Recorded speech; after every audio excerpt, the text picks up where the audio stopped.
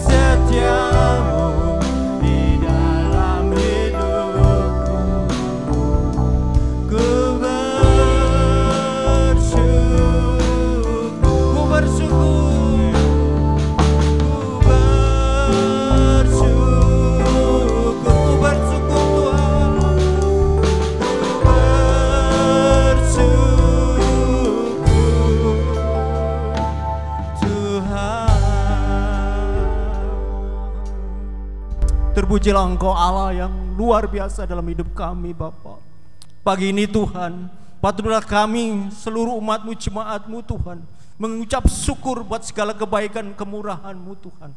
Karena Engkau telah mengasihi kami, Engkau yang selalu ya Tuhan melingkupi, melindungi, jagai kami dengan proteksi yang sempurna dari surga ya Allah.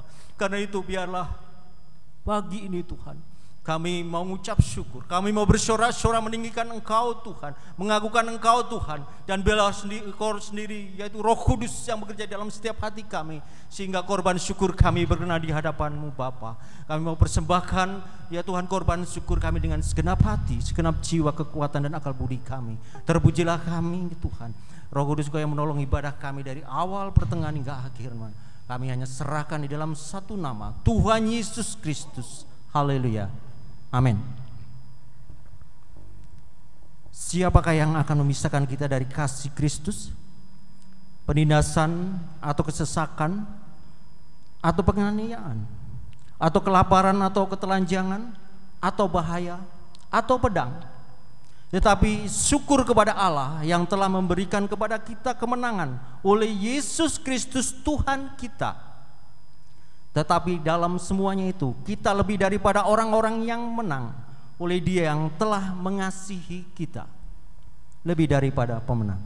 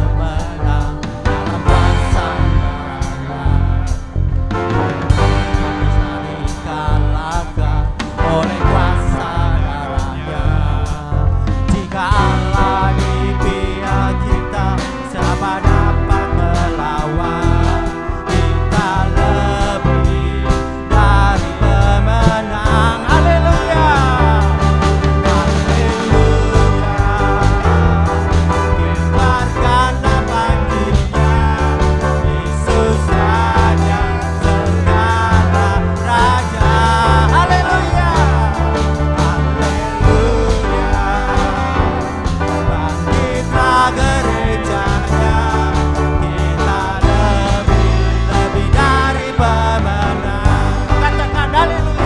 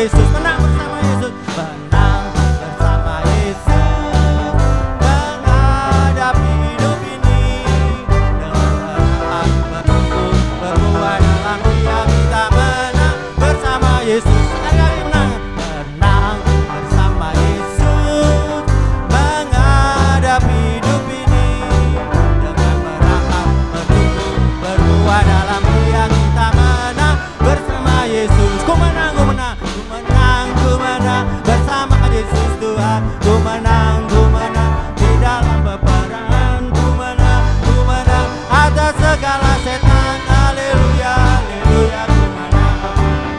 Haleluya, Dia bangkit. Haleluya, Dia hidup. Haleluya, Dia naik. Roh Kudus turun. Ku menang bersama Yesus Tuhan. Ku menang di dalam peperangan. Ku menang atas segala setan. Haleluya, haleluya, ku menang. Haleluya, ya bangkit. Haleluya, ya hidup. Haleluya, ya naik. Roh Kudus turun. Sekali lagi menang. Ku menang bersama Yesus Tuhan. Ku menang di dalam peperangan. Ku menang atas segala setan. Haleluya, haleluya, ku menang. Haleluya, Dia bangkit. Haleluya, Dia hidup. Haleluya, Dia naik. Roh Kudus turun. Roh Kudus turun. Roh Kudus turun.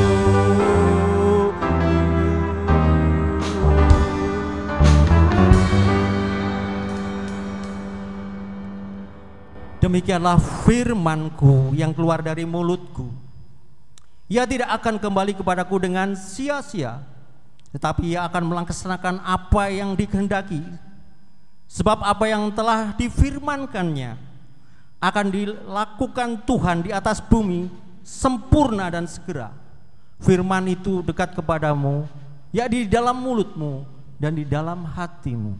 Firman-Mu berkata, kau besertaku.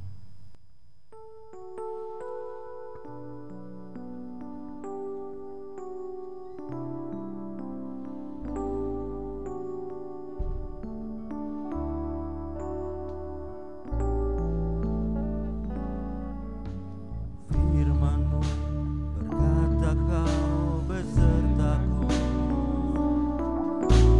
maka kuat roh dan jiwaku. Tangan-Mu Tuhan selalu ku nantikan, di setiap langkahku percaya. Firman-Mu, Firman-Mu berkata kau besertaku, haleluya, maka kuat roh dan jiwaku. Tangan-Mu Tuhan selalu ku nantikan, di setiap langkahku percaya. Dengan sayapmu ku akan terbang tinggi di tengah badai hidup. Ku tak menyerah ke kekuatan dan perlindungan bagiku. Pertolongan-Mu Tuhan, pertolongan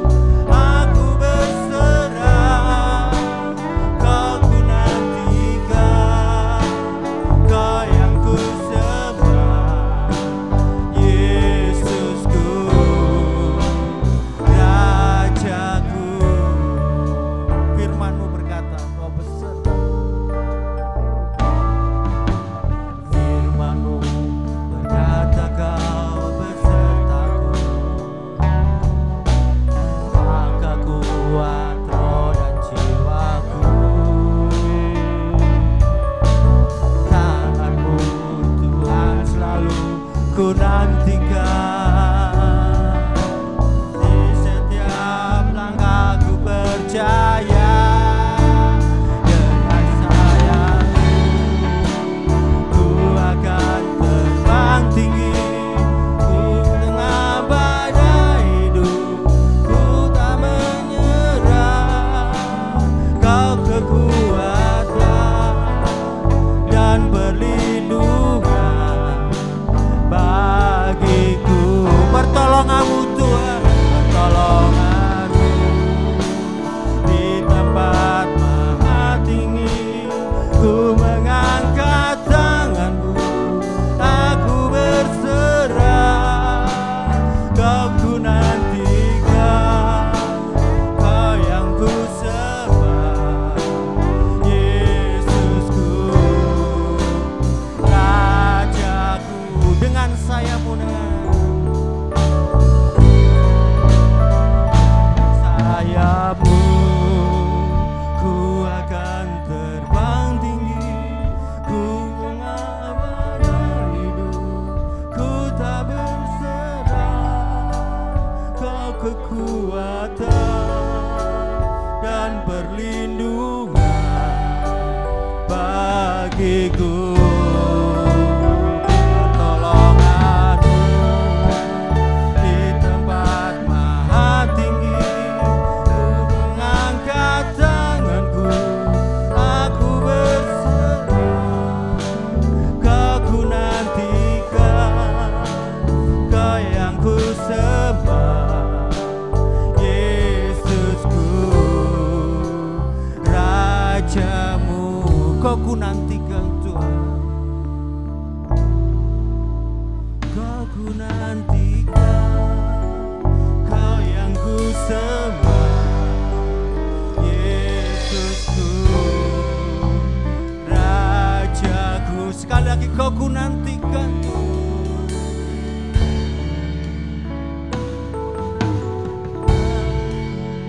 Kau yang ku sembah.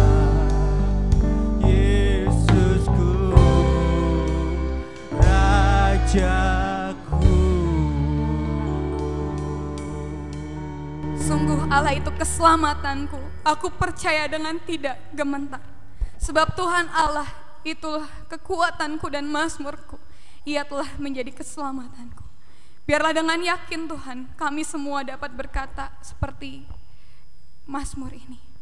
Karena kami percaya bahwa Allah memberikan kepada kami bukan roh ketakutan, melainkan roh yang membangkitkan kekuatan, kasih, dan ketertiban. Karena itu biarlah Tuhan, firman-Mu yang berkata Engkau akan beserta kami. Firman-Mu yang berkata, aku sekali-kali tidak akan meninggalkan Engkau. Aku sekali-kali tidak akan membiarkan Engkau. Biarlah itu yang menjadi iman percaya kami. Sehingga kami boleh setia sampai garis akhir. Sampai Engkau memanggil kami dan bisa berkata, masuklah ke dalam kesukaan Bapa-Mu. Hai Engkau, hamba-Ku yang setiawan. Biarlah itu Tuhan yang menjadi pengharapan kami di tahun yang baru ini. Biarlah itu juga firman yang akan kami dengar juga, itu yang akan menjadi kekuatan, menjadi iman, dan menjadi kasih yang akan membuat kami bisa belajar mengasihi Engkau dengan segenap hati kami, segenap akal budi kami, segenap kekuatan kami, dan segenap jiwa kami. Terima kasih, kami siap mendengar firman-Mu Bapa. Di dalam nama Tuhan Yesus Kristus kami berdoa. Amin. Shalom. Selamat pagi Bapak Ibu saudara-saudara sekalian yang dikasihi dalam Tuhan. Selamat kita sama-sama beribadah online pada pagi hari ini dan sama-sama mendengarkan firman Tuhan. Firman Tuhan pada pagi hari ini ingin bicara tentang pernyataan Paulus, Rasul Paulus tentang kematiannya. Mari kita akan sama-sama membuka Alkitab kita membaca dalam 2 Timotius pasal yang keempat ayat 6 sampai dengan 8. Kita akan baca bersama-sama, saudara di rumah juga, kami yang di gereja. 1, 2, 3. Mengenai diriku, darahku sudah mulai dicurahkan sebagai persembahan, dan saat kematianku sudah dekat. Aku telah mengakhiri pertandingan yang baik, aku telah mencapai garis akhir, dan aku telah memelihara iman. Sekarang telah tersedia bagiku mahkota kebenaran yang akan dikaruniakan kepadaku oleh Tuhan, Hakim yang adil pada harinya, tetapi bukan hanya kepadaku, melainkan juga kepada semua orang yang merindukan kedatangannya. Ini pernyataan yang luar biasa, bukan yang biasa-biasa saja. Sebab ini pernyataan Rasul Paulus tentang kematiannya. Siapa yang berani seperti itu kalau tidak di dalam Tuhan, ya? Dan pernyataan Paulus tentang seputar kematiannya tentu saja bukan dari dirinya sendiri. Walaupun ia seorang yang sangat jenius di zamannya, tetapi berasal dari Allah tentunya. Sebab siapa yang bisa menentukan mati hidupnya seseorang selain Tuhan, sang pemberi hidup ini? Jadi kita bisa memastikan walaupun tidak ada kata-kata di dalam Alkitab ini bahwa pernyataan itu dari Allah, tetapi dari hebatnya pernyataan itu tentang kematian, maka kita dengan yakin bisa berkata bahwa ini bukan dari diri Paulus sendiri. Walaupun dia orang yang sangat jenius di zamannya, mungkin dibandingkan dengan orang-orang jenius pada masa sekarang juga, Rasul Paulus mungkin tidak kalah jenius. Tetapi ini pernyataan dari Allah tentunya. Ya, mari kita lihat ada beberapa pernyataan di sini pada 3 ayat ini. Yang pertama, pernyataan pertama ayat 6. Yaitu mengenai diriku, darahku sudah mulai dicurahkan sebagai persembahan dan saat kematianku sudah dekat. Rasul Paulus tahu, bukan sekedar tahu, tapi benar-benar tahu. Rasul Paulus tahu bagaimana caranya dan kapan waktunya ia akan meninggal. Bagaimana caranya? Dia sudah menyampaikannya dalam bentuk kalimat mengenai diriku, darahku sudah mulai dicurahkan sebagai persembahan. Zaman perjanjian lama, orang kalau menebus salah atau menebus dosa selalu ada binatang yang dipersembahkan dan darahnya dicurahkan. Kalau golongan orang kaya lembu yang sangat mahal harganya, yang orang menengah kambing atau domba, yang miskin adalah sejenis burung tertentu. Jadi dia bicara tentang persembahan darahnya yang sudah mulai dipersembahkan, tercurah, itu bicara tentang bagaimana cara matinya, yaitu dia akan mati syahid sebagai martir Tuhan, mati dianiaya oleh musuh-musuh daripada Tuhan Yesus pada waktu itu. Walaupun mungkin secara detailnya bisa dia tahu, bisa tidak dikatakan di Alkitab, gitu kan? Tetapi tipenya seperti itu, karena kan banyak cara orang mati. Orang sakit bisa mati, yang nggak sakit tiba-tiba mati, bisa kecelakaan, ya kan? Murid-murid Tuhan Yesus juga, para rasul juga, 10 diantaranya mati syahid. Yang satu mati gantung diri, Yudas, masuk neraka, pengkhianat. Rasul Yohanes sampai masa tuanya tidak diketahui bagaimana cara matinya. Beda-beda. Seperti yang saya ingat, Thomas itu di India karena penginjilan dihujami tombak sampai mati. Markus, penulis Injil Markus itu ditarik 4 ekor kuda di India juga sampai terbelah seperti itu. Tapi Paulus cara matinya tidak sama. Jadi kita tidak tahu bagaimana caranya, tetapi yang penting kan bukan bagaimana caranya, tetapi yang penting bahwa dia mati syahid. Dia mati sebagai martir Tuhan, sebagai pemberita Injil. Tuhan percayakan dia memberitakan Injil kepada bangsa-bangsa lain, bangsa-bangsa yang ada di seluruh dunia pada waktu itu. Faktanya, ini fakta kematiannya. Faktanya sejarah gereja mencatat ia disiksa dengan sangat kejam oleh Kaisar Nero di kota Roma sampai akhirnya dipenggal kepalanya. Dan pada waktu itu tidak hanya Rasul Paulus, ribuan, mungkin puluhan ribu, saya tidak tahu jumlahnya, begitu banyak orang Kristen dibinasakan karena difitnah oleh Kaisar Roma. Ini tidak hanya tercatat di sejarah gereja. Kekejaman Kaisar Roma, Kaisar Nero maksud saya, dari kekaisaran Romawi itu tercatat juga dalam sejarah dunia. Ketika kita sekolah mungkin di SMP atau SMA, kita belajar tentang sejarah dunia. Orang Kristen pada waktu difitnah. Kaisar Nero ingin memperbaiki Roma sebagai ibu kota kerajaan Romawi. Tapi kan banyak bangunan-bangunan kuno, semuanya kuno pada waktu itu. Sehingga istilahnya kota Roma itu dikatakan dengan tanah seperti itu. Dan orang Kristen lah yang dituduh oleh Kaisar Roma ini, Nero ini, sebagai yang melakukan itu, sehingga pada waktu itu ribuan, begitu banyak orang-orang Kristen dihukum mati, disiksa, dipenggal kepalanya dan lain sebagainya. Dan mungkin Rasul Paulus salah satunya, apalagi dia sebagai pemberita Injil yang luar biasa, yang dipakai Tuhan luar biasa. Itu faktanya, sejarah gereja mencatat. Dan kemudian dikatakan, dan ayat 6 bagian akhir, dan saat kematianku sudah dekat. Waktu kematiannya sudah dekat. Berapa lama dekat itu? Ya, secara spesifik nggak diceritakan ya. Bisa 1 hari, 1 minggu, 1 bulan, bisa juga beberapa bulan. Artinya dekat, tidak sampai berpuluh-puluh tahun atau belasan tahun. Dan faktanya, saudara, di tahun yang sama, Rasul Paulus menulis suratnya yang kedua kepada Timotius, anak didiknya, yang kita baca pada siang hari ini. Ia mengalami kematiannya, yaitu pada tahun 67 sesudah Masehi. Di tahun yang sama dia menuliskan surat 2 Timotius ini. Jadi dekat.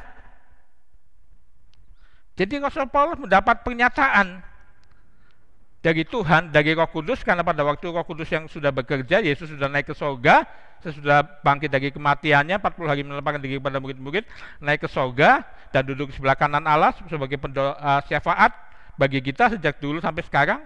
Roh Kudus yang bekerja. Jadi Rasul Paulus mendapat pernyataan dari Roh Kudus tentang kematiannya. Dan bukan hanya kematian yang lagi kita lihat. Itu yang pertama, pernyataan pertama itu ayat 6. Sekarang pertanyaannya buat kita, mungkin ada yang akan berkata itu kan terjadi di masa yang lalu, zaman gereja mula-mula yang luar biasa. Bagaimana yang terjadi di masa sekarang ini, di mana kita hidup?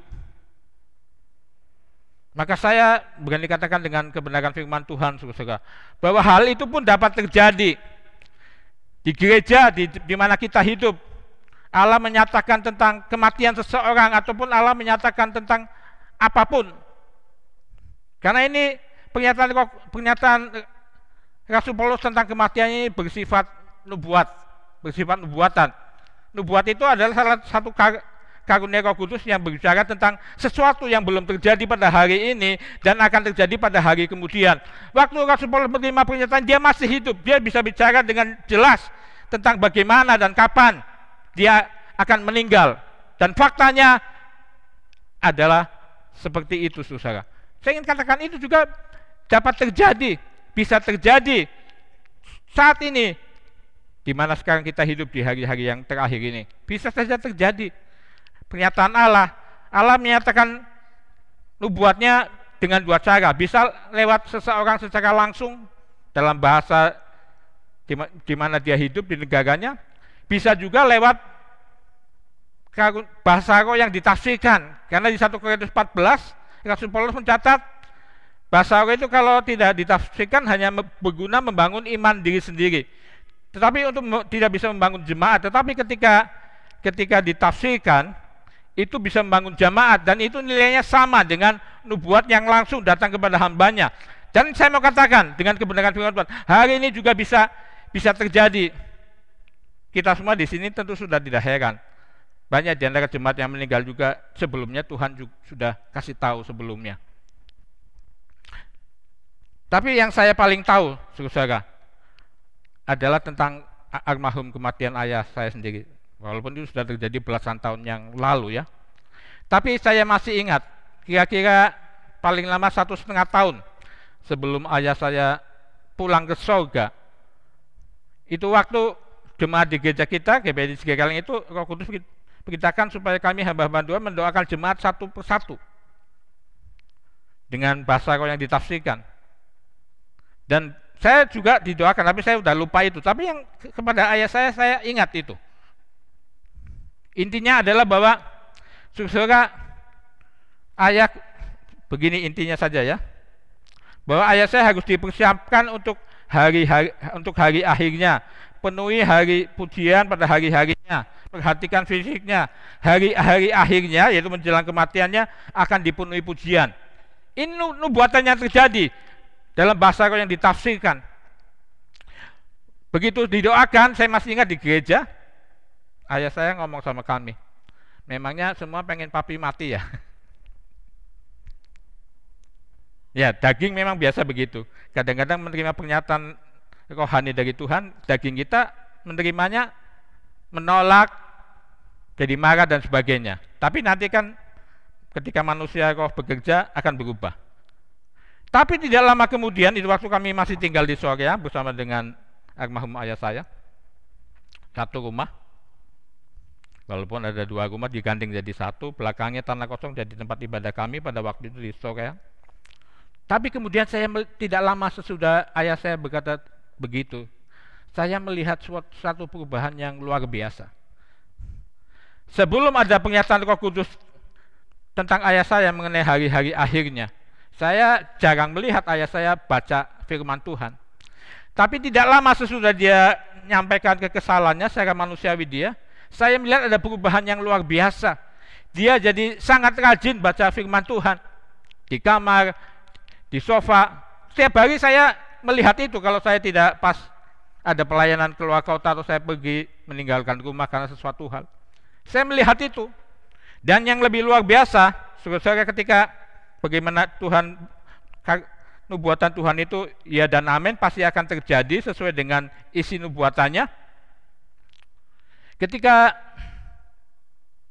tanpa saya tahu, dulu waktu pindah ke Tegal begitu banyak barang-barang almarhum ayah dan ibu saya itu, tanpa saya tahu barang-barang peninggalan itu dia pak dengan rapi sampai ada puluhan dus, masing-masing rapi diikat dengan tali, masing-masing jenis seperti itu. Saya baru tahu itu sesudah beliau meninggal. Baru saya tahu, oh dia memang sudah mempersiapkan. Tuhan yang mempersiapkan masa akhirnya sesuai dengan nubuatan yang Tuhan katakan tentang hari akhir beliau. Dan tidak hanya itu, hari-hari akhirnya juga dipenuhi pujian. Saya masih ingat, ayah saya kena stroke yang ketiga itu habis mandi pagi 6:30. Jadi masih bersih semua. Makanya ketika saya memandikan mayatnya, saya bersuka cita, tidak ada kotoran apapun di dalam tubuhnya, termasuk juga bau kencing juga enggak, karena 6:30 baru selesai mandi, keluar dari kamar mandi dan dia jatuh seperti itu. Dan sore harinya sebagaimana nubuatan ini, hari-hari akhirnya dipenuhi pujian. Itu benar, saudara, itu fakta, bukan omong kosong. Sore harinya saya masih ingat Bapak Ibu Gembala bersama saudara kami, adik-adik ipar kami dan keluarganya dengan mungkin belasan puluhan jemaat sore harinya datang ke sana, saudara. Dan ada puji-pujian yang seperti sebuah ibadah. Ayah saya masih tergeletak ya, belum meninggal.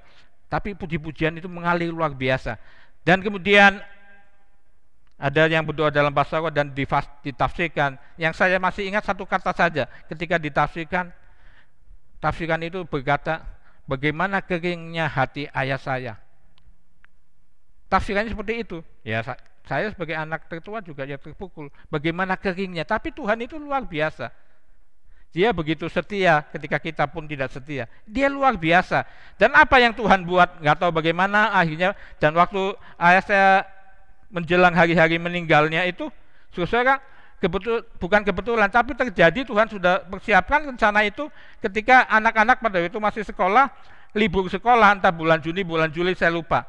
Dan kebetulan adik saya yang di bawah saya persis juga ada di rumah hari-hari itu.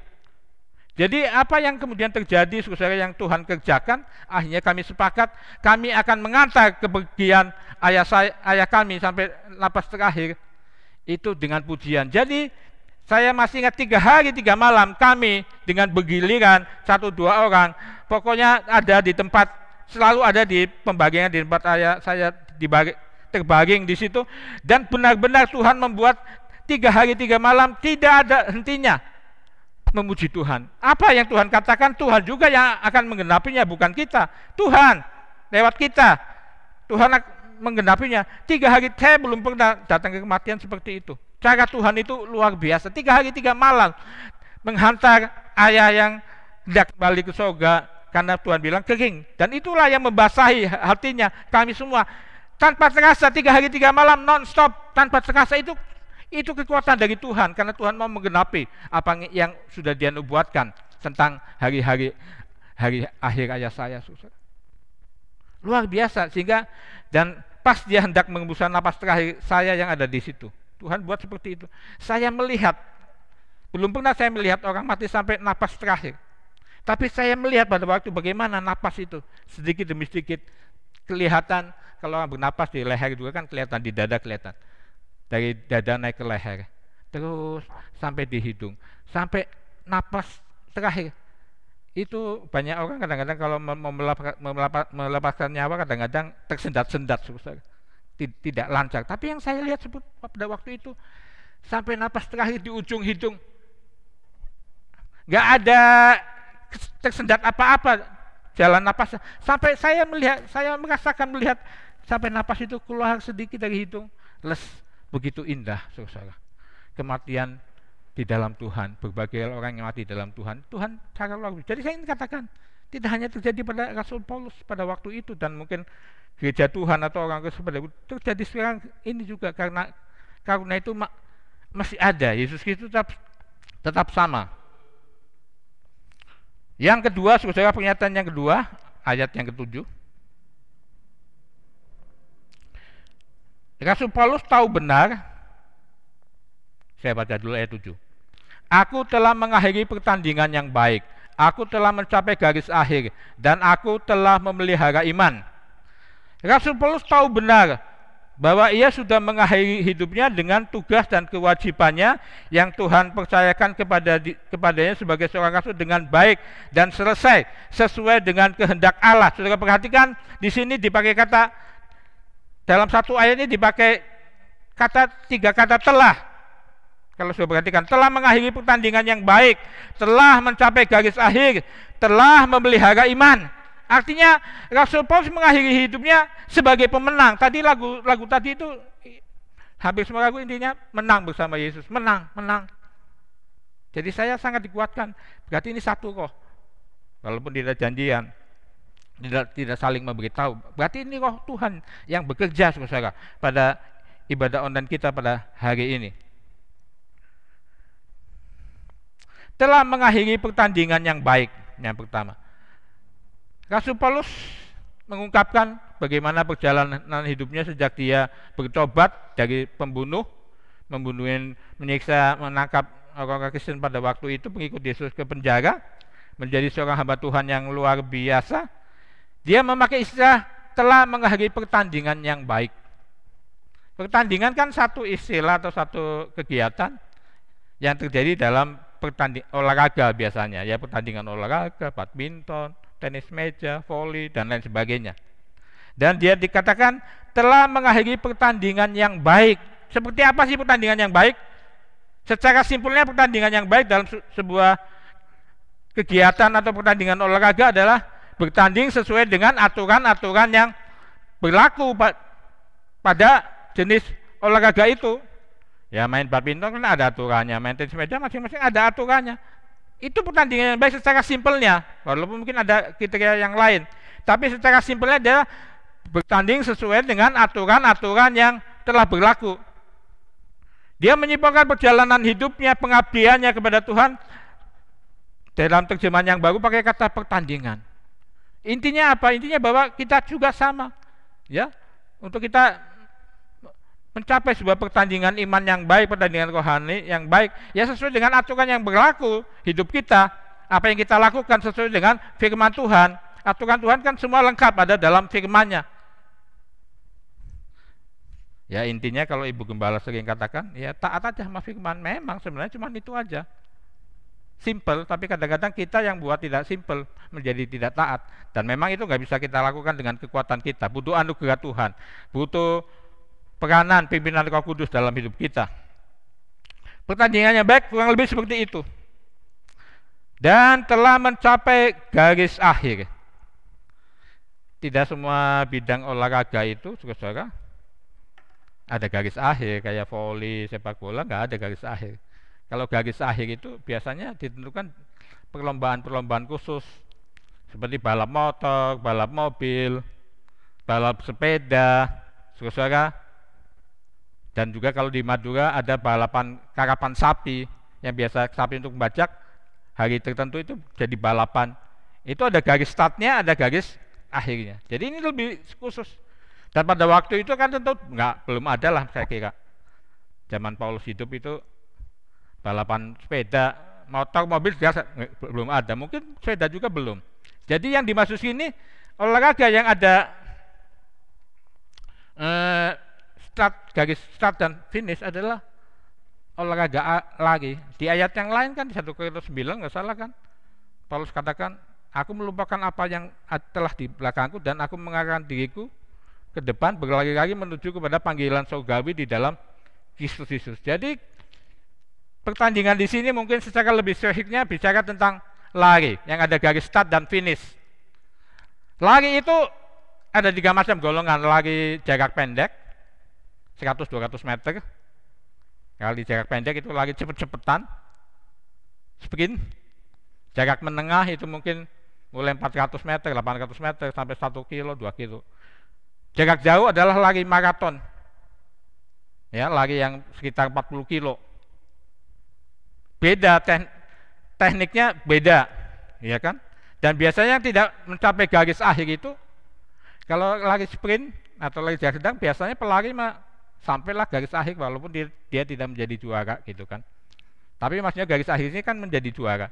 Tapi yang tidak sampai garis akhir biasanya orang lari maraton. Karena jarak jauh, kalau dia tidak menyiapkan stamina dengan sempurna, kalau dia tidak lari dengan lari yang stabil, misalkan cepet-cepet dulu, biasanya seperti itu nggak sampai garis akhir.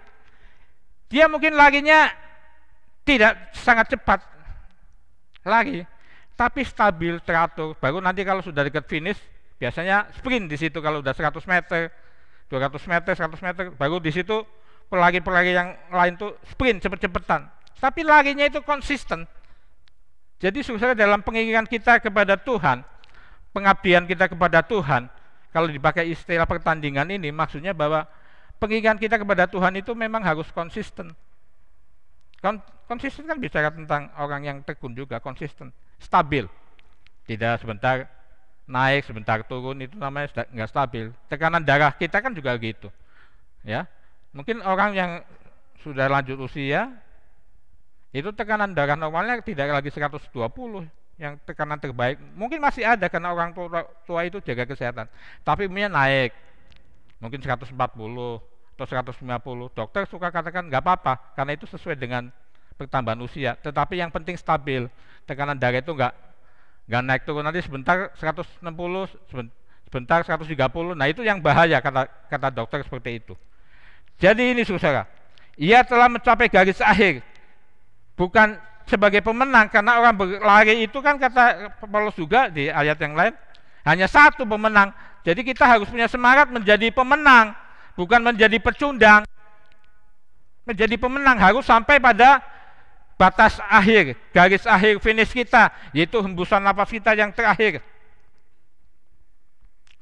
Kata pertandingan ini di ayat 7 ini, dalam terjemahan baru pertandingan, dalam bahasa Indonesia itu perlombaan.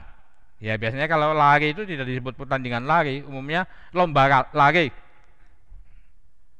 Ya, pertandingan itu biasanya olahraga lain. Ayat yang terbuka pertarungan. Memang hidup kita di dalam Tuhan itu seperti bertarung. Kita punya banyak musuh, ya kan?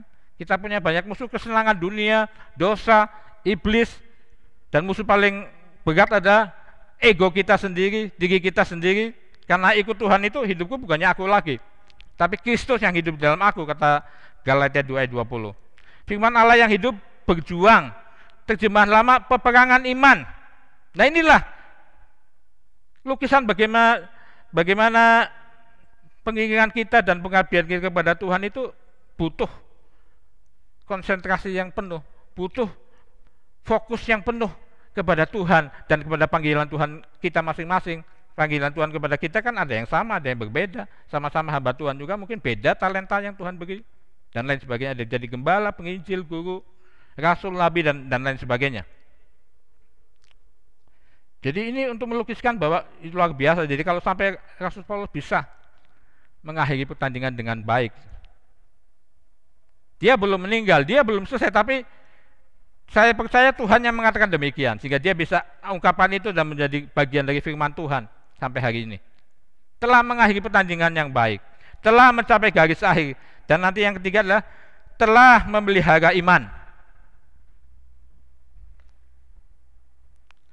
Perjuangan di dalam Tuhan harus dilakukan dengan iman dan hati nurani yang murni. Ini nanti yang harus dipelihara. Telah memelihara iman, maksudnya iman yang murni. Sebab mungkin ada banyak orang Kristen atau hamba Tuhan tadinya imannya murni, tapi setelah terjun dalam pelayanan yang Tuhan percayakan, karena uang, karena kebanggaan diri, karena ambisi, imannya tidak menjadi murni, dikotori dengan ambisinya, dengan cinta uangnya, dengan kebanggaan dirinya, dan lain sebagainya. 1 Timotius 1 ayat 18. Ini perkataan Rasul Paulus juga kepada Timotius dalam suratannya yang pertama. Tugas ini kuberikan kepadamu, Timotius anakku, sesuai dengan apa yang telah dinubuatkan tentang dirimu. Jadi pelayanan Timotius juga lewat karunia nubuat, entahkah nubuat yang langsung yang datang lewat Paulus ataukah lewat rekan Paulus yang berbahasa roh dan ditafsirkan, itu memang tidak dikatakan. Itu memang tersembunyi dan itu memang dinyatakan di hari-hari terakhir ini. Ya, saya tidak akan bicara itu sekarang. Tapi itu menggenapi apa yang dikatakan di dalam Efesus 4. Ialah yang memberitakan baik rasul-rasul, nabi-nabi, penginjil, pengajar, dan gembala-gembala untuk membawa jemaat tidak diombang-ambingkan oleh angin pengajaran, tetapi bertumbuh mencapai kedewasaan penuh. Perlu 5 karunia ini. Dan secara organisasi perlu ada hamba-hamba Tuhan yang memang menjadi rasul akhir zaman, nabi-nabi. Mungkin nabi-nabi lebih banyak, tapi karunianya tanpa sebelum ini kan selama ini kan hanya 3 pada umumnya terkenal: penginjil, pengajar, gembala. Nabi sama karunia nabi dan rasul tidak. Makanya gereja menjadi gereja yang tidur rohani, gereja Tuhan yang sakit rohani, karena kurang. Tetapi saya melihat lewat karunia bahasa roh yang ditafsirkan, 2 jabatan ini sudah dilengkapi. Ada nabi, nubuatan itu yang akan meneguhkan, dan rasul. Gereja mula-mula dikatakan ada beberapa kriteria: bersekutu di dalam Tuhan, makan bersama, dan sebagainya. Tapi yang pertama, bertekun dalam pengajaran rasul-rasul. Kita mendapat pengajaran rasul-rasul yang luar biasa, yang sebenarnya bisa mendewasakan kita. Kita di sini mendapat itu lewat karunia bahasa roh yang ditafsirkan, pengajaran yang dalam-dalam, yang kita nggak pernah dapat. Saya nggak pernah dapat secara pribadi dari hamba Tuhan lain atau dari membaca buku, tapi itu dapat ada pengajaran-pengajaran yang luar biasa lewat karunia bahasa roh ditafsirkan. Jadi karunia nabi di rasul nubuat, karunia rasul pengajaran yang alkitabiah, itu yang mau mendewasakan kita. Jadi sayang sekali kalau kita tidak menerima itu sebagai karunia Tuhan. Itu disembunyikan pada zaman perjanjian baru ditulis, dibukakan hari-hari terakhir ini, dan kepada kita. Dan Tuhan juga pernah bernubuat tidak hanya kepada kita, juga ada gereja-gereja lain di seberang sana yang jauh yang mengalami sama seperti ini, tapi Tuhan tidak katakan siapa. Tapi itu sebenarnya yang mendewasakan kita. Telah mencapai garis akhir artinya setia sampai mati lah, kita sudah tahu itu. Setia sampai nafas terakhir.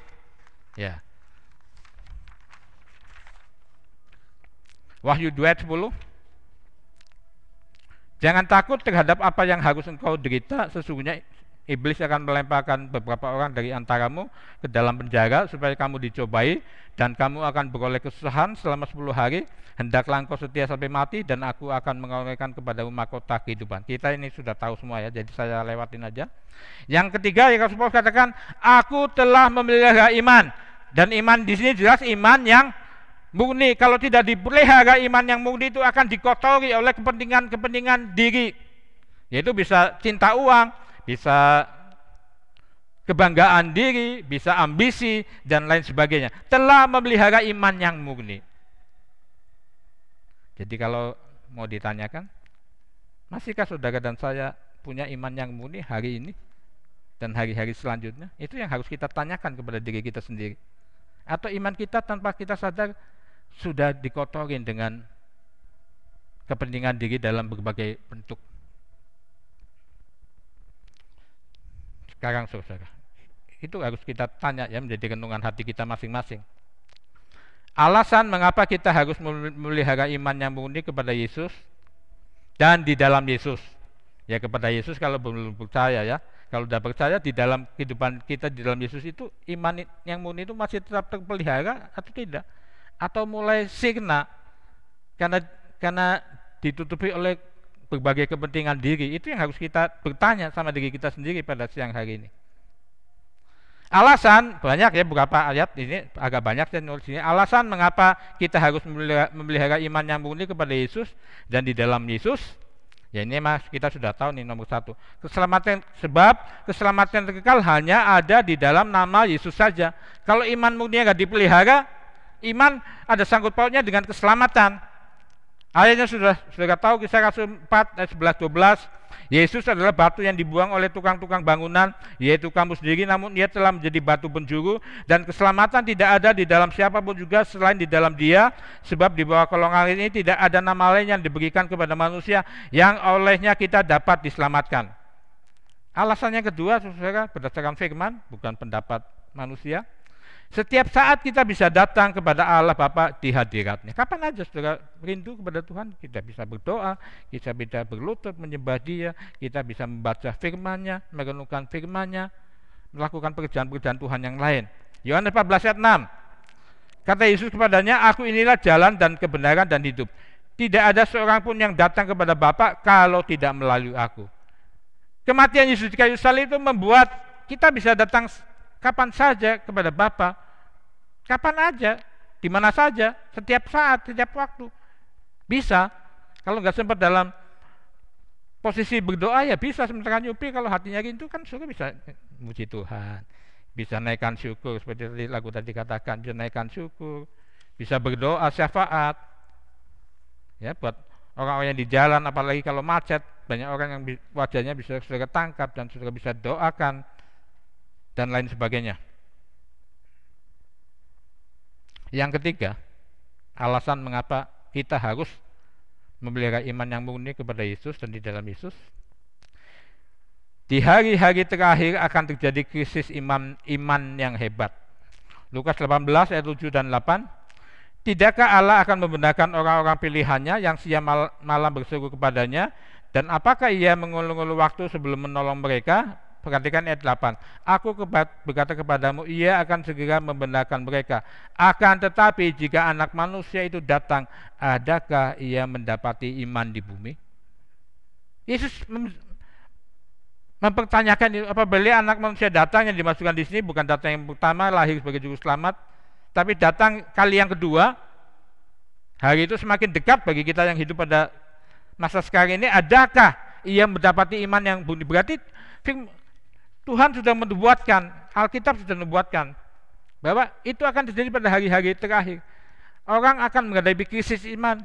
Saya tidak tahu virus corona ini yang sudah hampir 1 tahun, apakah banyak anak-anak Tuhan atau hamba-hamba Tuhan mengalami krisis iman? Atau bahkan kita sendiri mulai mengalami kemerosotan iman? Marilah kita akan doakan dan saling mendoakan untuk hal ini, supaya itu tidak, nubuatan yang jelek ini tidak terjadi dalam hidup kita. Sebab ada nubuatan firman Tuhan yang baik, bagus, tapi ada yang sepertinya sebuah kecelakaan. Seperti nubuatan tentang Yudas Iskariot, kan sudah ada nubuatannya tentang dia yang akan mengangkat tumitnya terhadap Tuhan, yang duduk sidangan dengan Tuhan tapi mengangkat tumit itu bicara tentang pengkhianatan, dan ada ayatnya khusus bicara tentang pengkhianatan Yudas di Mazmur, tapi saya tidak siapkan itu karena bukan itu saya sampaikan firman Tuhan. Jangan menjadi penggenap itu, saudara. Krisis iman, jangan kita terbabit ke situ. Makanya kita harus mohon kasih karunia Tuhan, harus minta kekuatan Tuhan selalu, pimpinan Tuhan selalu, supaya apapun boleh terjadi, apapun bisa berubah. Walaupun virus corona mungkin semakin berat dari sekarang, bisa saja terjadi, bisa juga semakin ringan, kita tidak tahu. Apapun yang terjadi, imanku tidak akan goyah. Imanku tetap teguh di dalam Tuhan. Itu yang harus menjadi satu tekad kita, komitmen kita untuk tetap berada di zona memelihara iman yang murni. Yang keempat, mengapa kita harus memelihara iman yang murni? Tanpa iman tidak mungkin berkenan kepada Allah. Ibrani 11 ayat 6a. Tetapi tanpa iman tidak mungkin orang berkenan kepada Allah. Kalau tidak berkenan kepada Allah, bagaimana kita bisa mendapat pertolongan Tuhan pada waktunya, pada waktu kita mengalami sakit, mengalami masalah, mengalami pencobaan dan sebagainya. Bagaimana? Makanya iman ini tidak boleh mati. Ya, gue katakan iman tanpa perbuatan adalah mati. Jadi harus ada perbuatan sesuai dengan iman kita. Tapi saya tidak masuk ke sana ya pada kesempatan ini. Yang kelima, ada upah dari Allah. Di ayat yang sama Ibrani 11 ayat bagi 6b-nya, tetapi tanpa iman tidak mungkin orang berkenan kepada Allah. Sebab barang siapa berpaling kepada Allah, ia harus percaya bahwa Allah ada dan bahwa Allah memberi upah kepada orang yang sungguh-sungguh mencari Dia. Tanpa iman kita nggak bisa dengan sungguh-sungguh mencari Tuhan. Walaupun nanti pelajaran selanjutnya iman aja nggak cukup. 1 Korintus 13 ayat 13 mengatakan demikian ya, tinggal ketiga hal ini, iman, pengharapan, dan kasih. Dan yang terbesar diantaranya kasih. Tapi hari ini bicara tentang memelihara iman. Gak akan sungguh-sungguh kalau kita nggak punya iman. Ibadah online malah kebenaran lah, jadi nggak ikut ibadah. Mungkin ada orang Kristennya seperti itu, kita nggak tahu. Tapi itu semoga tidak terjadi kepada kita ya. Udahlah nggak usah ibadah, malas lah. Mendingan nyetel video yang lain, hiburan dari dunia. Ya kemungkinan itu bisa saja terjadi, saudara. Dan bahwa Allah memberi upah kepada orang yang sungguh-sungguh mencari Dia, yaitu orang yang beriman, yang imannya murni, tidak dikotorin, tidak dihilangkan oleh berbagai kepentingan diri.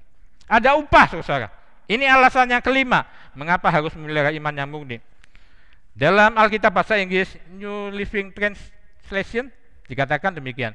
So, you see, it is impossible to please God without faith.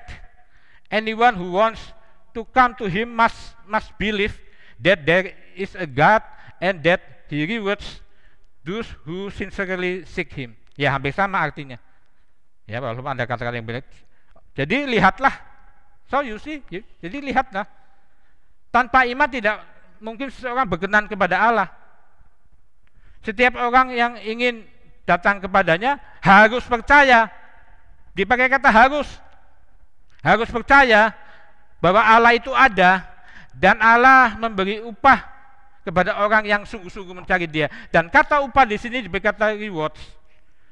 Ada S-nya. Jadi kalau reward doang berarti upahnya cuma satu. Tapi ada S-nya, itu berarti upahnya nggak cuma satu. Beberapa upah luar biasa di dalam iman di dalam Tuhan. Beberapa upah atau mungkin banyak upah, kita nggak tahu, saudara. Tapi nanti Alkitab membuktikan itu. Dan arti kata reward ini bisa berarti kata upah, pahala, hadiah, ganjaran, menerima, memberi penghargaan dan sebagainya. Reward ini berapa upah, banyak upah. Mari kita lihat antara lainnya. Upahnya apa kalau dengan iman? Iman murni kita terpelihara sampai hari ini terpelihara, bahkan semakin bertambah teguh, bahkan semakin bertambah-tambah iman kita. Keselamatan kekal, jelas itu upahnya. Ya kan? Penyertaan Tuhan selama hidup di dunia, baik dalam pengiringan kita, pengabdian kita, pelayanan kita, mendapat perlindungan Tuhan. Ya, termasuk dilindungi dari virus COVID-19, pemeliharaan Tuhan secara rohani dan jasmani. Tadi berkenan kepada Allah.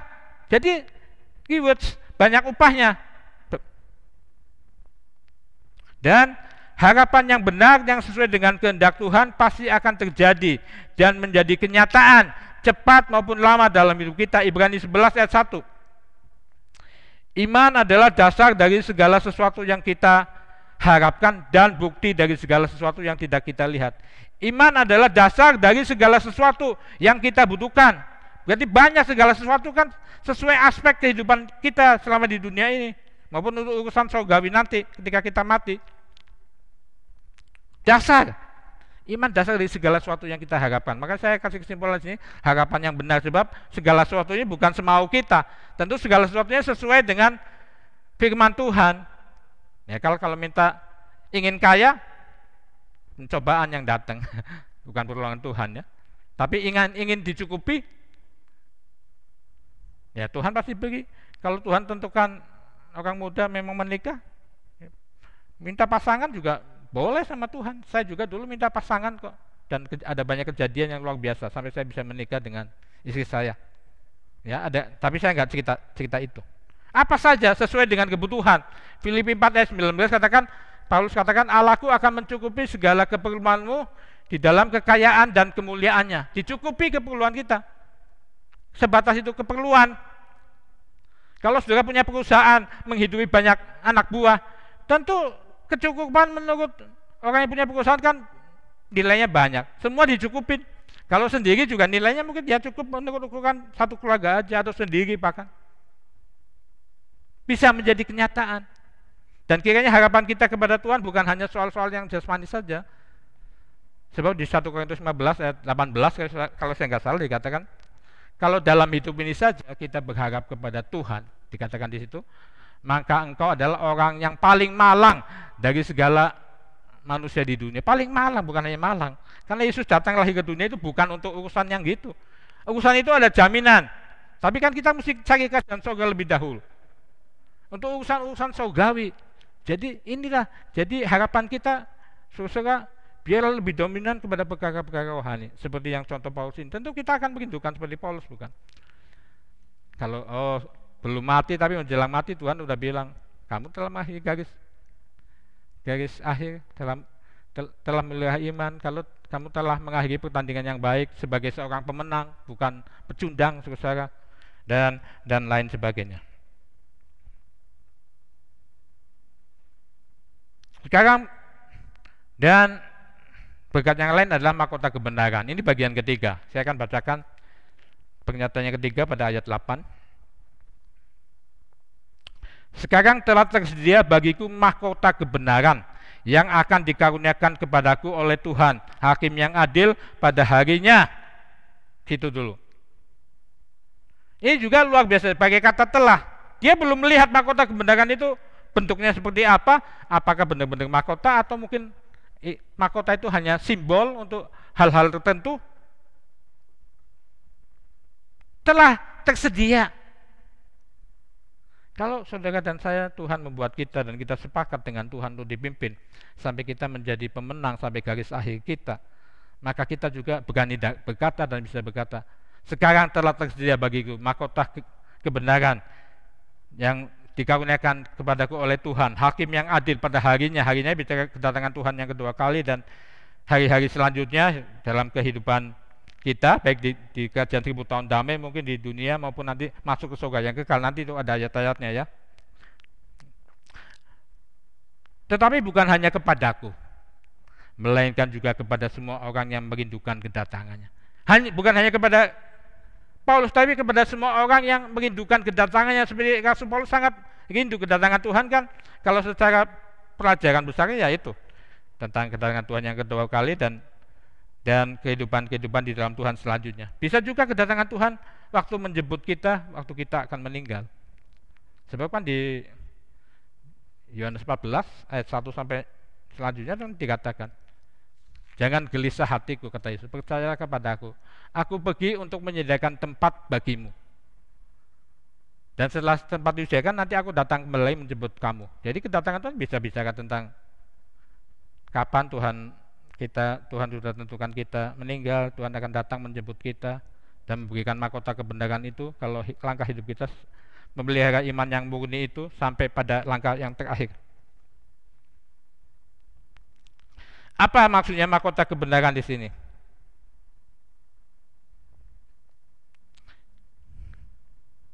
Secara sistem dunia, mahkota secara fisik, mahkota yang bisa kita lihat dengan mata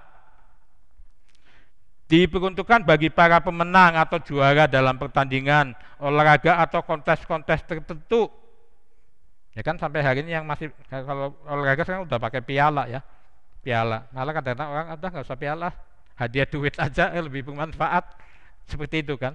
Tapi sampai hari ini yang saya tahu yang masih ada pakai mahkota kan, kalau ada kontes kecantikan Ratu Dunia misalkan Miss World, itu kan nanti Ratu Dunia tahun 2020 misalkan, nanti 2021 pemilihan belum ya, nanti kapan mahkotanya kan ya, karena dia yang jadi pemenang pertama dari lomba kecantikan Miss Dunia itu. Dan ya, atau mahkota itu dipakai seorang raja, pangeran, kaum bangsawan pada zaman dulu sebagai simbol penguasa yang memerintah. Ada film di TV, mahkota raja beda bentuknya, lebih indah, paling indah. Mahkota ratunya mungkin di bawah dia. Ada mahkota dari pangeran, anak-anak laki-lakinya, karena raja zaman dulu kan punya banyak istri, banyak anak laki-laki jadi pangeran. Mahkotanya beda lagi. Kaum bangsawan juga ada mahkotanya. Ada di satu negara tertentu seperti itu. Nanti kalau dari pangeran itu siapa yang akan diangkat jadi putra mahkota pengganti raja kelak, mahkotanya beda lagi dengan pangeran yang lain, lebih indah dari pangeran yang lain. Jadi tentu bukan seperti itu saya kira secara fisik yang mahkota kebenaran yang Paulus maksudkan di sini. Jadi di dalam Tuhan, jadi mahkota di sini lambang orang yang memegang pemerintahan atau yang memerintah. Ya pada zaman dulu kan seperti itu, atau pemenang dalam lomba tertentu. Di dalam Tuhan, mahkota itu artinya yang ikut memerintah bersama Yesus dalam kerajaan sorga. Itu upah kita yang luar biasa nanti pada zaman yang akan datang, akan memerintah bersama Yesus di kerajaan sorga. Ini banyak, beberapa ayat di sini saya cantumkan. Pertama 2 Timotius 2 ayat 12. Jika kita bertekun, kita pun akan ikut memerintah dengan Dia. Jika kita menyangkal Dia, Dia pun akan menyangkal kita. Jika kita bertekun, untuk kita tidak sampai menjadi penggenap terjadinya krisis iman, berarti itu kan krisis iman terjadi kepada pengikut Yesus pada hari-hari terakhir ini, bukan kepada yang di luar Yesus, yang karena di luar Yesus kan tidak punya karunia iman. Kita yang dalam Tuhan yang punya iman. Kalau tidak bertekun, saudara, mungkin kita akan menjadi penggenap tadi, masuk dalam krisis iman, di mana kita kehilangan iman. Kuncinya memang bertekun dalam memelihara iman yang murni itu.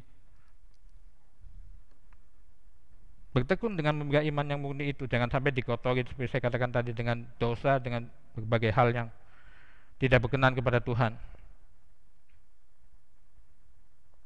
Wahyu 3 ayat, bertekun ya kuncinya, bertekun dalam memelihara iman. Wahyu 3 ayat 21.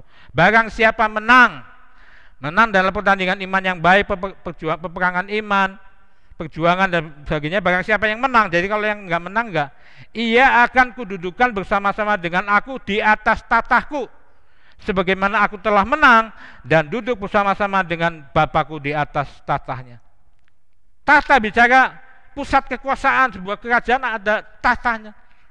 Dan ini bukan kerajaan dunia, kerajaan surga yang sifatnya kekal sampai selama-lamanya. Baik ketika masih ada di bumi, ketika nanti kita kembali kepada dunia yang akan datang di surga yang kekal selama-lamanya.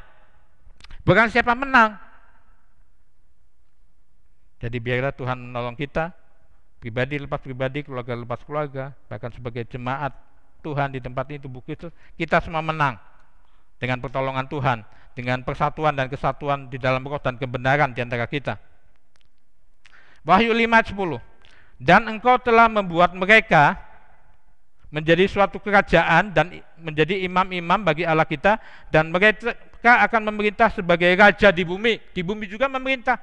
Mungkin dalam kerajaan 1000 tahun damai, karena itu mungkin terjadi di bumi. Wahyu 20 ayat 4. Lalu aku melihat tahta-tahta dan orang-orang yang duduk di atasnya. Kepada mereka diserahkan kekuasaan untuk menghakimi. Aku juga melihat jiwa-jiwa mereka yang telah dipenggal kepalanya, termasuk Rasul Paulus, karena kesaksian tentang Yesus, jadi martir Tuhan, dan karena firman Allah, yang tidak menyembah binatang itu dan patungnya, dan yang tidak juga menerima tandanya pada dahi dan tangan mereka. Dan mereka hidup kembali, ini pada kebangkitan yang pertama, menjalani istirahat kali kedua kan, sebelum menjalankan kaki di bumi kan ada pertemuan di udara di mana orang-orang yang mati di dalam Tuhan sejak zaman dulu sampai terakhir ini hidup kembali dan memerintah sebagai raja bersama-sama dengan Kristus untuk masa 1000 tahun, yaitu kerajaan 1000 tahun damai. Pemerintah, ya entah pemerintahnya sebagai gubernur mungkin, wakil gubernur, bupati, wali kota, wakil bupati, wali kota, camat, lurah, atau mungkin juga RW, RT juga nggak apa-apa lah, orang RT kerajaan surga. Amin. Istilahnya begitu ya, nggak apa-apa lah. Tapi yang menentukan itu pemerintahnya sebagai apa, itulah nanti. Wahyu 22 ayat 5, dan ini tentang bumi dan langit yang baru, tentang kita kembali ke kerajaan surga yang kekal, dan malam tidak akan ada lagi di sana, dan mereka tidak memerlukan cahaya lampu dan cahaya matahari, sebab Tuhan Allah akan menerangi mereka, dan mereka akan memerintah sebagai raja sampai selama-lamanya. Haleluya, puji Tuhan. Ini janji Tuhan ketika kita memelihara iman yang murni. Janji yang luar biasa. Hidup kekal selama-lamanya di surga, memerintahnya juga sebagai raja. Sekarang saya ingin mengupas sebagai bagian-bagian terakhir khotbah hari ini. Tadi di Wahyu 2 ayat 10, kalau sudah perhatikan ayat yang sudah kita bacakan, setia sampai mati katanya, maka engkau akan memperoleh mahkota kehidupan. Di Wahyu 2 ayat 10 dipakai kata mahkota kehidupan. Tentu ini ada maksud dan artinya sendiri ya. Saya tidak bahas itu. Tapi kita kan sedang bicara di sini mahkota kebenaran. Apa sih maksudnya? Maka dipakai istilah mahkota kebenaran. Maksudnya seperti ini. Seberapa banyak kebenaran-kebenaran firman Tuhan yang kita amalkan selagi kita hidup di dunia, yang akan menentukan seperti apa mahkota atau otoritas Allah yang akan kita terima di surga. Ya tadi saya katakan, bisa jadi gubernur, bisa jadi lurah, RT, itu kan tergantung amal kebenaran yang kita lakukan sepanjang kita hidup di dunia. Mahkotanya Rasul Paulus yang telah bekerja luar biasa, oleh dia Injil sampai kepada bangsa-bangsa lain pada waktu itu, mati syahid dengan disiksa sangat kejam, dipenggal. Tentu mahkota kebenarannya beda dengan salah satu penjahat yang disalibkan bersama Yesus. Dia juga masuk ke surga, tapi kan dia belum punya amal perbuatan selain percaya Yesus saja. Maka dia bilang, ingat aku Yesus ketika aku kembali ke surga, gitu kan. Tentu mahkota kebenarannya beda. Tentu otoritas yang Tuhan percayakan kepada dia di dalam kerajaan surga, baik di bumi maupun di surga nanti, yang untuk selama-lamanya tentu beda, saudara. Jadi maksudnya mahkota kebenaran ini di sini adalah kita harus ikut terlibat, harus setuju dalam pimpinan roh untuk memimpin kita dalam seluruh kebenaran. Kita harus terlibat, mempercayai seluruh kebenaran firman Tuhan, sebab ada anak Tuhan sekarang ini zamannya pengajaran-pengajaran yang enggak benar, sehingga pegang firman Tuhan cuma sebagian, firman Tuhan yang lain tidak. Ada firman Tuhan yang ditolak terang-terangan. Saya melihat videonya, tapi saya enggak bicara itu. Ada, jadi kan tergantung seberapa banyak firman Tuhan yang kita percayai, seberapa banyak firman Tuhan yang kita lakukan, memelihara iman dengan benar, itu kan artinya melakukan firman Tuhan. Berapa banyak kita mengalami firman Tuhan yang mungkin nggak dialami orang lain. Kayak mati syahid itu kan ada ayatnya. Bahkan Tuhan sudah ditentukan kitab Wahyu sampai jumlah bilangannya genap. Kalau sampai hari-hari ini ada anak-anak Tuhan atau hamba Tuhan, pelayan Tuhan yang mati syahid, karena jumlahnya itu belum genap sesuai yang Allah maksudkan berapa, kita nggak tahu, Allah yang tahu.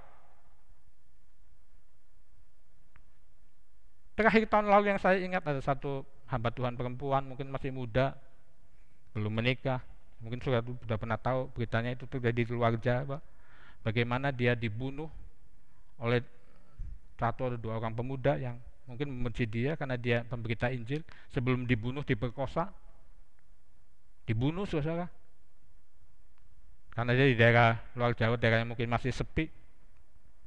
Maka dia juga tentu punya mahkota yang beda dengan anak Tuhan yang biasa, karena dia sampai bayar dengan persembahan tadi, darahnya dicurahkan. Tentu mahkota kebenarannya beda.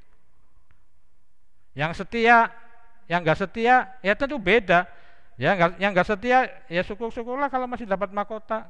Ketika di hari-hari terakhir mungkin dia bertobat, mengakui ketidaksetiaannya. Tapi tentu beda mahkotanya dengan yang setia sampai mati, setia sampai hembusan napas terakhir, tentu beda saja.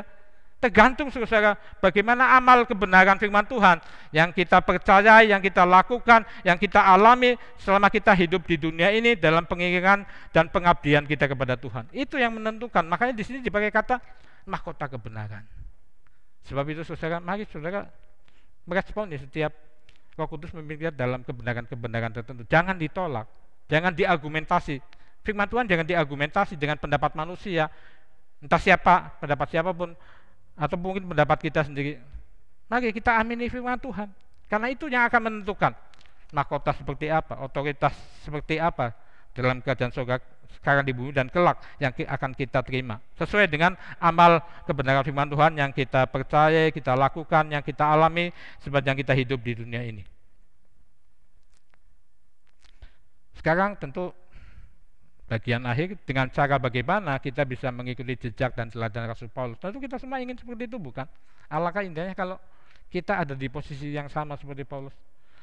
Kita bisa berkata karena pernyataan Roh Kudus dalam hidup kita, aku telah mengakhiri pertandingan yang baik, aku telah mencapai garis akhir, aku telah memelihara iman yang murni. Tentu luar biasa. Caranya sebenarnya simpel, kita semua juga udah tahu ya. Caranya kan simpel. Ibrani 12 ayat 1 dan 2 sebagai ayat terakhir. Karena kita mempunyai banyak saksi bagaikan awan yang mengelilingi kita, marilah kita menanggalkan semua beban dan dosa yang begitu merintangi kita dan berlomba dengan tekun dalam perlombaan yang diwajibkan bagi kita. Jadi perlombaan iman, perlombaan rohani itu wajib hukumnya bagi kita. Bagaimana caranya? Gak mungkin kita menanggalkan beban yang begitu merintangi. Ayat 2 katakan, marilah kita melakukannya dengan mata yang tertuju kepada Yesus yang memimpin kita dalam iman dan yang membawa iman kita itu kepada kesempurnaan, yang dengan mengabaikan kehinaan tekun memikul salib ganti sukacita yang disediakan bagi Dia yang sekarang duduk di sebelah kanan Allah Bapa. Kita harus fokus dalam hidup kita, apapun yang terjadi, senang, susah, sakit, sehat, diperhatikan orang, tidak diperhatikan orang, disukai orang, tidak disukai orang, kita tetap harus fokusnya sama Yesus. Dalam keadaan diberkati, juga belum diberkati, tidak diberkati, harus fokus.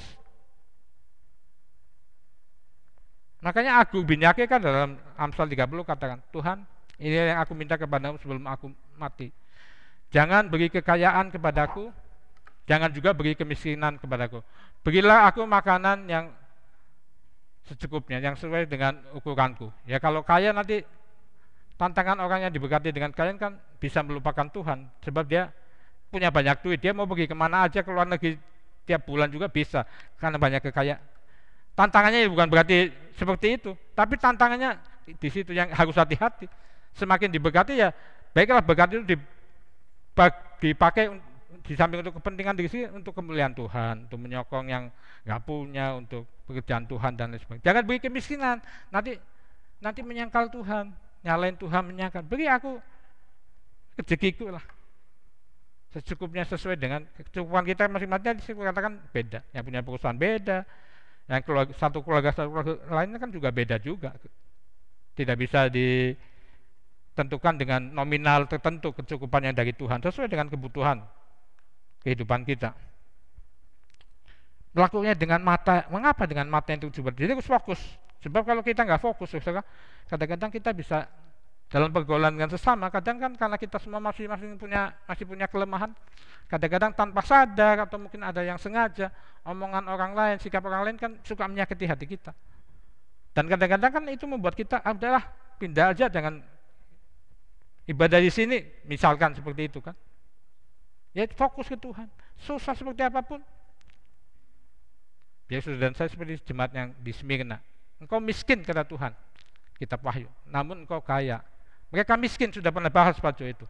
Miskin karena dipersusah oleh penguasa setempat yang enggak senang dengan kekristenan di situ. Jadi miskin, tapi engkau kaya dengan kebajikan. Dan sudah tahu kitab Wahyu ditujukan kepada 7 jemaat di Asia Kecil.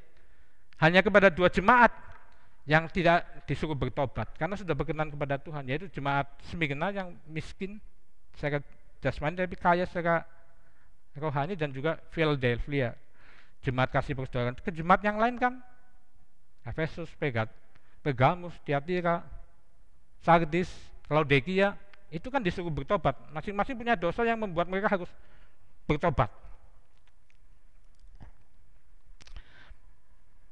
Mata tuju kepada Yesus, mengapa? Sebab yang memimpin kita dalam iman lewat pekerjaan Roh Kudus, lewat pimpinan Roh Kudus, karena sekarang yang bekerja adalah Roh Kudus di dunia ini, yang memimpin kita dalam iman dan yang membawa iman kita kepada kesempurnaan. Kalau iman sempurna, iman sebesar biji sawi, kau bisa berkata kepada gunung pindah, gunung akan pindah, dan dia bisa benar secara fisik.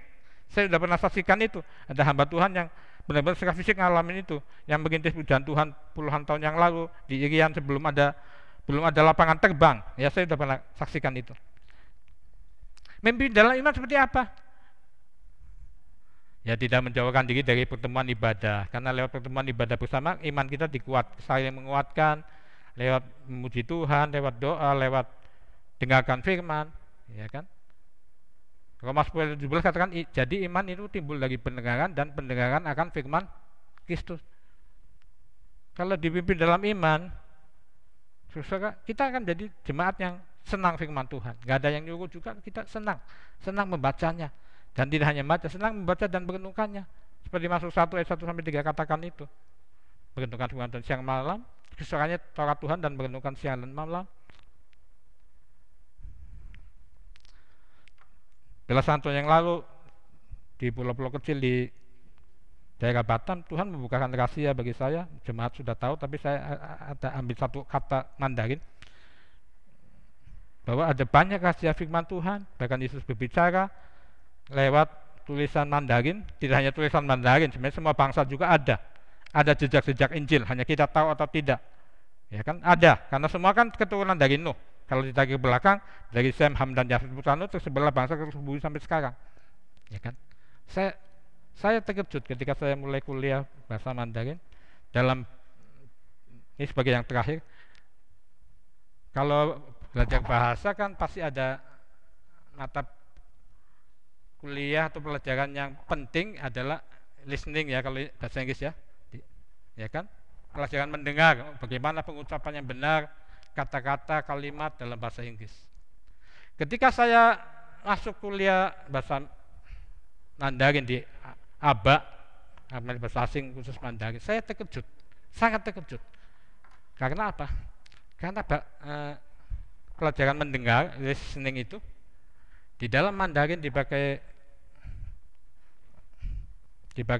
sebuah kata yang artinya saudara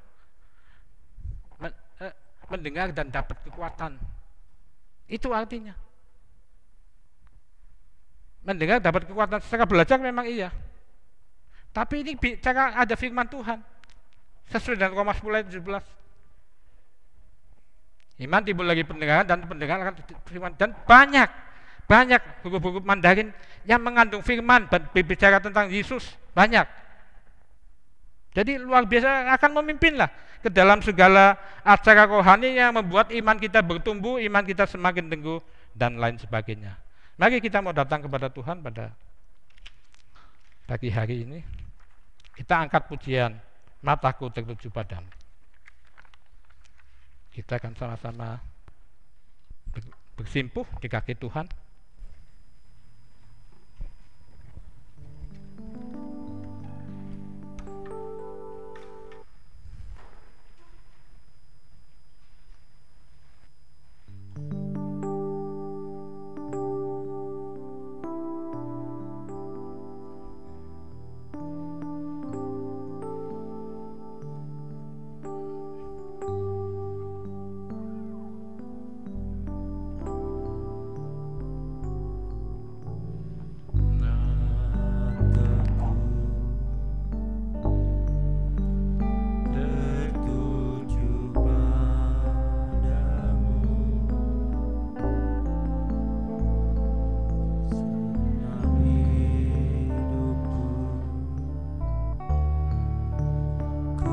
Serahkan padamu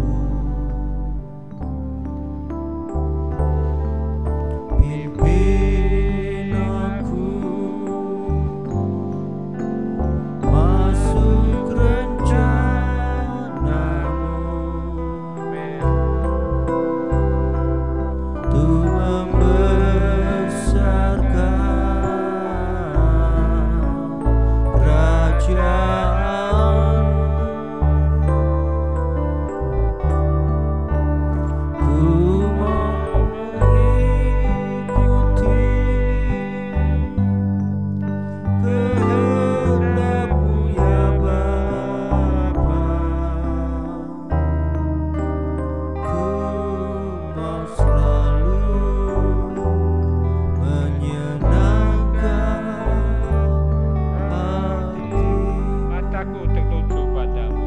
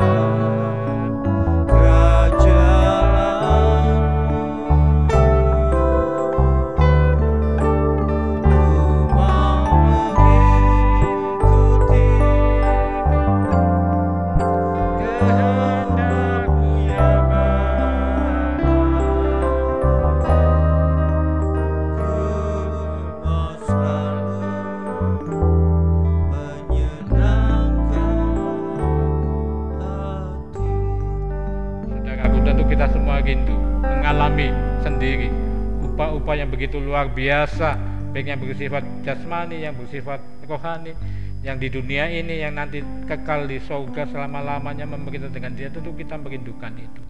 Tetapi kalau kita melihat kenyataan, kita harus mengikuti. Kadangkala kita tidak bisa jadi pemenang. Dalam hal tertentu jadi pemenang, dalam hal lain kita selalu kalah dengan kesalahan yang sama, dengan kelemahan yang sama, dengan dosa yang sama, saudara. Kita perlu fokus kepada Yesus. Jangan melihat kepada diri sendiri. Dia berjanji, saudara, Dia akan memimpin kita dalam iman dan membawa iman kita kepada kesempurnaan, sama seperti iman yang Yesus miliki dan mungkin Rasul Paulus miliki, saudara. Mari kita fokus selalu kepada Yesus. Jangan sampai lupa itu. Bagaimanapun keadaan kita, senang susah, kita tetap Yesus yang terutama, hanya mau berkenan kepada Tuhan. Kalau kita mau jujur, kita semua juga belum secara sempurna mengikuti kemauan Tuhan, mengikuti kebenaran firman Tuhan. Kita juga kalau mau jujur, saudara, apakah kita sudah benar-benar menyenangkan Tuhan atau belum, atau masih sangat sedikit. Lebih banyak dalam hidup kita tiap hari menyenangkan diri sendiri dengan kesenangan-kesenangan dunia atau apapun juga. Tapi marilah lagu ini kiranya menjadi sebuah kerinduan kita, menjadi sebuah komitmen kita secara pribadi dan bersama-sama.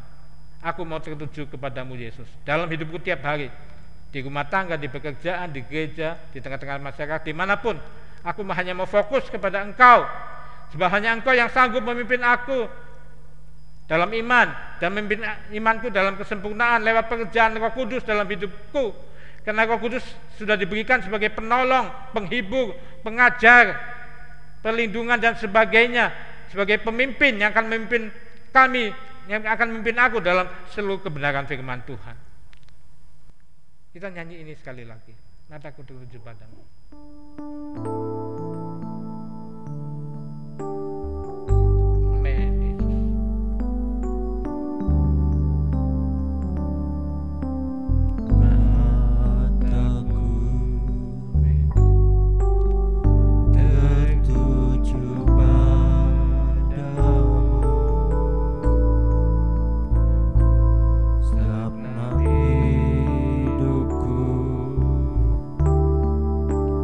Ku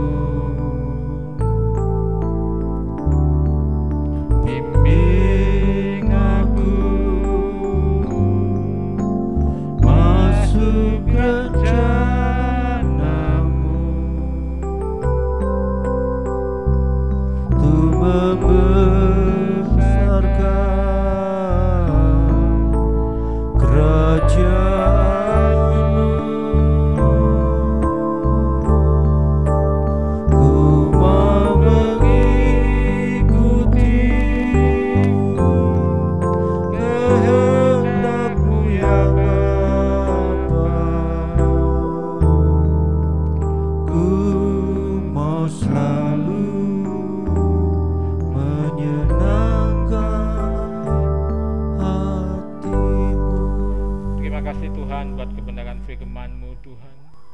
Biar Engkau membimbing, menuntun kami Tuhan, bahkan menegur kami Tuhan kalau kami ada di jalan yang salah, supaya kami masuk dalam rencana-Mu. Rencana-Mu menciptakan kami manusia menjadi rupa dan serupa dengan gambaran-Mu Tuhan, adalah supaya kami ikut memerintah bersama dengan Engkau dalam kerajaan-Mu yang kekal, baik kerajaan kekal selama ada hidup di bumi yang tidak kekal ini, maupun nanti sampai pada harinya kami masuk kepada kerajaan surga yang kekal sampai selama-lamanya. Tolong kami Tuhan, kami mengakui Tuhan, kadangkala kami tidak mengikuti tuntunan Roh-Mu, kadangkala kami tidak mengikuti firman-Mu Tuhan, lebih mengikuti diri sendiri.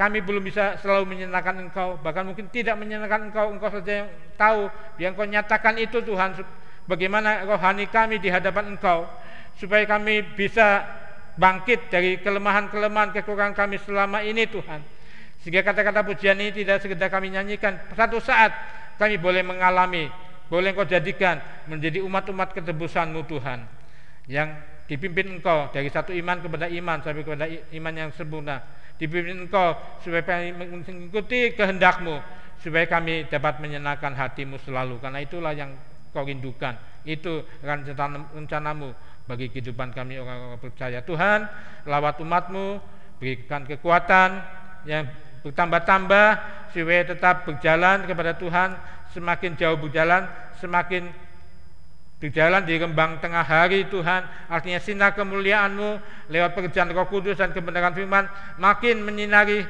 hidup kami, sehingga makin mengusir kegelapan-kegelapan yang masih ada dalam kehidupan kami. Terima kasih Bapa, tanamkan firman-Mu dalam hati kami Tuhan, supaya firman itu tidak sia-sia, tetapi boleh bertumbuh dan berbuah, ada yang 30 kali lipat, 60 kali lipat, bahkan 100 kali lipat. Terima kasih Bapa. Mari saudaraku, kita bangkit berdiri, kita akan terima berkat Tuhan.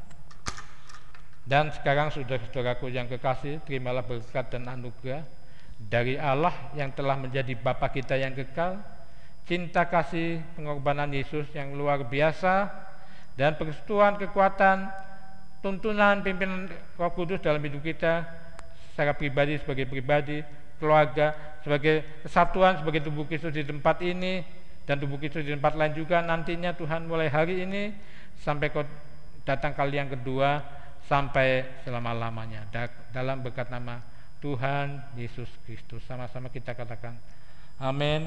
Yang Tuhan memberkati kita semua. Sampai berjumpa kembali di pertemuan ibadah online selanjutnya.